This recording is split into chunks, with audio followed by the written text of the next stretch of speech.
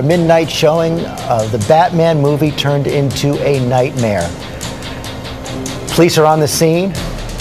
Right now we know, as we said before, we were reporting 14 dead. We now believe there are only 12 dead. But I want to look at those hazmat teams going into the movie theater right now.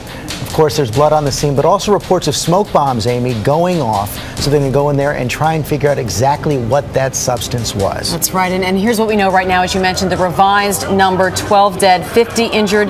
The youngest victim, just 3 months old. The suspect is in custody right now. We know he's a young man, 24 years old. Eyewitnesses describe him as armed for battle, a rifle, a handgun, a shotgun, and as George mentioned, smoke bombs. We're learning a lot more about the victims in the shooting as well, and we're about to hear from several eyewitnesses. And their stories are just chilling. Our reporter is live on the scene right now. ABC's Clayton Sandell at the mall in Aurora, Colorado, where this horrifying scene unfolded just hours ago. Clayton? Good morning, George. You're right. It is just a horrific scene here in Aurora, Colorado. This is a movie theater that is attached to basically a suburban mall here in Aurora. The theaters were packed for midnight showings of The Dark Knight.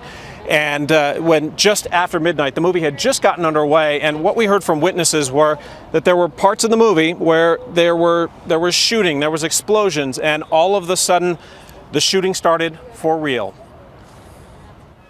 At the suspect's apartment building, police have it surrounded. The building already evacuated. Fears that his apartment may be booby-trapped.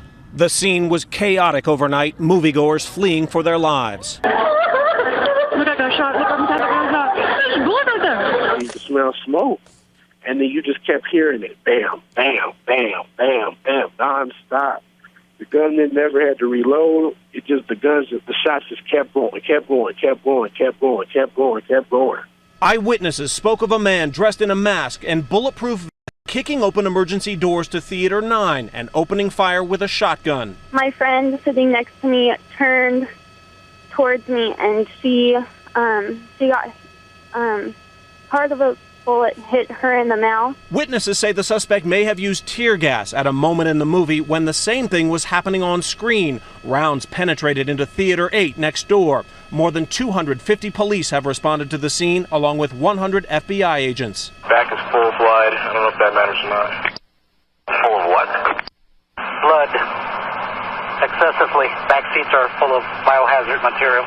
Police say they've arrested the suspect, described as an adult male, 24 years old, heavily armed and heavily armored. But police believe at this point that he was acting alone. The suspect was found with 3 weapons, including a possible assault rifle. The suspect, who is in custody, made statements about possible explosives in possession in his residence.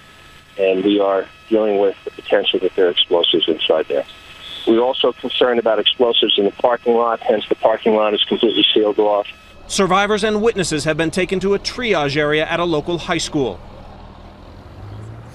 Now, at that local high school where witnesses and victims have been taken, there were 4 busloads, we understand, of people who were taken there to be interviewed by authorities. We know that FBI victim advocates are also on the scene helping out. And one of the victims we have learned, George and Amy, is a 3-month-old baby.